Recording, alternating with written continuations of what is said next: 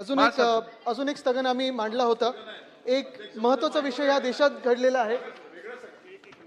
आपल्याला माहिती आहे की मेच्या पहिल्या आठवड्यामध्ये नीटचा पेपर फुटला आणि जरी हा विषय केंद्र सरकारच्या अखत्यारीत असला नीटचा आणि पेपर फुटीचा वगैरे, तरी दुर्दैवाने आपण पाहिलं असेल महाराष्ट्रातून 2.5 लाख विद्यार्थी बसले होते आणि दुर्दैवाने ह्या पेपर फुटीचा केंद्रबिंदू हे महाराष्ट्र होतं। अध्यक्ष महोदय, ज्या 3-4 अटका झालेल्या आहेत त्याच्यात हे पी.व्ही. कुलकर्णी असतील, मनीषा वाघमारे असतील, मनीषा बांधारे असतील किंवा मनीषा हवलदार असतील, ह्या सगळ्या हे जे लोक आहेत हे नेमके कुठच्या पक्षाचे होते, कोणाचे काही घेणं देणं कोणाचं काही होतं का, हा सगळा वेगळा विषय झाला। पण अध्यक्ष महोदय, याच पेपर फुटीमुळे आपल्या देशामध्ये जवळपास 20 विद्यार्थ्यांनी आत्महत्या केलेली आहे। आज देशभरात आंदोलनं सुरू आहेत, तरुण तरुणी हे रस्त्यावर आलेले आहेत।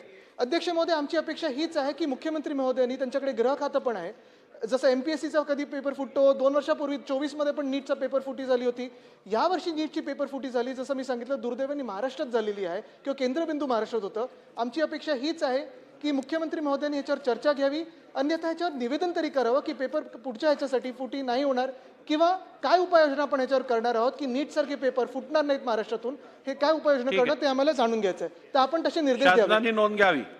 नाही आता पुढे बस।